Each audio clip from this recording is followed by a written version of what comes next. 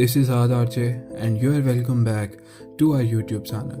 So few days back मुझे एक mail receive हुआ and to my surprise इस मेल में स्टोरी के साथ साथ कुछ वीडियो टेप्स भी थे. Now before we dig into it, क्यों ना पहले कहानी जानी जाए.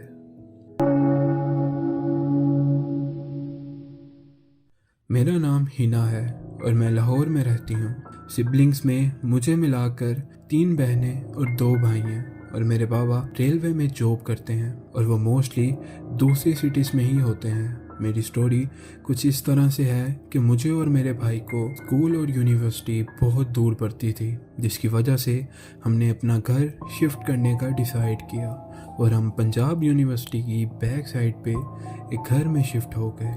वैसे तो ये घर काफ़ी खुला था, लेकिन फिर भी इसमें दम घुटता था और पहले ही दिन घर की सफाई करते हुए मेरी अम्मी को छत पे एक मरी हुई बिल्ली मिली और हैरत की बात यह थी कि उसके अगले पाँव गायब थे. और ये तो बस शुरुआत थी. अभी हमें कुछ ही दिन गुजरे थे कि एक दिन दोपहर 2:30 बजे के करीब एक बूढ़ी औरत हमारे घर आई और मेरी सबसे छोटी बहन ने दरवाज़ा खोला और वो अंदर एंटर हो गई. इस वक्त घर पे ना तो भाई था और मेरी अम्मी सब्ज़ी लेने गई थी. वो औरत चुपचाप अंदर आ गई और ड्राइंग रूम के दरवाजे में बैठ गई और हिलने लगी और मुझसे छोटी बहन को घूरने लगी. हम दोनों बहनों ने उसे कई बार पूछा कि आप कौन हैं और आपको क्या चाहिए, लेकिन वो जवाब नहीं दे रही थी और हिले जा रही थी. मैंने फ़ौरन डर के मेन गेट खोल दिया और मैंने देखा कि मेरी अम्मी घर की तरफ ही आ रही हैं. वो भी मुझे देखकर घबरा गई कि इन्होंने मेन गेट क्यों खोला हुआ है और बाहर क्यों खड़ी हैं. और जैसे ही वो आई और उस बूढ़ी औरत के पास गई तो उस औरत ने मेरी अम्मी को धक्का दिया और तेज़ी से उठ के बाहर चले गई. 2 से 3 मिनट के बाद हमने बाहर देखा, लेकिन वो गायब थी.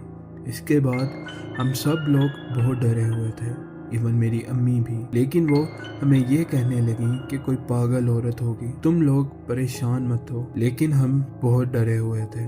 खैर रात हो गई और सब सोने चले गए. मैं और मेरी सिस्टर हम दोनों एक साथ सोते थे. दोनों को ही रात को नींद नहीं आ रही थी. अजीब अजीब ख्यालात और बार बार उस औरत का चेहरा हमारी आंखों के सामने आता. इसी सब में मेरी आंख लग गई और कोई 1-2 घंटे बाद मैं अपनी बहन की चीख से डर के उठी और मैं देखती हूँ कि वो बैठी रो रही है. मेरी अम्मी भाई सब आ गए और वो कहने लगी मुझे ख्वाब में वही औरत नजर आई और वो मुझे अपने साथ ले जाना चाहती थी और मेरा बाजू खींच के बाहर ले जा रही थी. खैर मेरी अम्मी ने उसको समझाया कि ये सिर्फ एक ख्वाब था, तुम परेशान मत हो.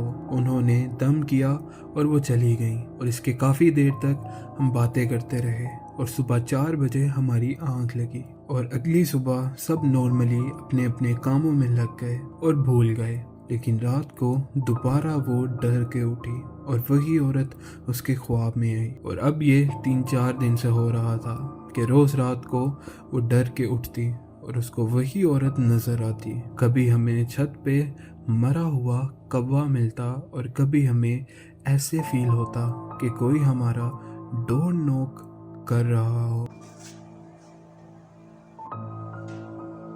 कौन?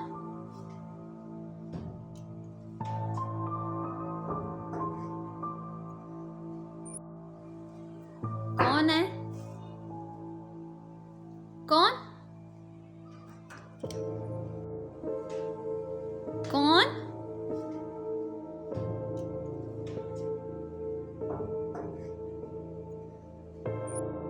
और जैसे ही हमने कुछ बोलना तो किसी बच्ची की हंसी की आवाज़ आती और फिर खामोशी हो जाती. मेरी बहन बहुत डिप्रेस्ड और चुप चुप रहने लगी और उसकी वजह से हमारी पूरी फैमिली भी परेशान थी. उसका डर इतना बढ़ चुका था कि वो अम्मी को कहीं जाने नहीं देती थी और रात को उस औरत के डर से जागती रहती कि कहीं वो ख्वाब में ना आ जाए और सुबह के 5 बजे सोती. ये सब मेरे अब्बू को पता चला कि इतनी क्रिटिकल कंडीशन है तो वो फ़ौरन छुट्टियां लेकर आ गए और फिर उसका रूहानी इलाज करवाना शुरू किया और एज सुन एज पॉसिबल हम उस घर से शिफ्ट हो गए। लेकिन अभी भी वो औरत अक्सर उसके ख्वाब में आती है।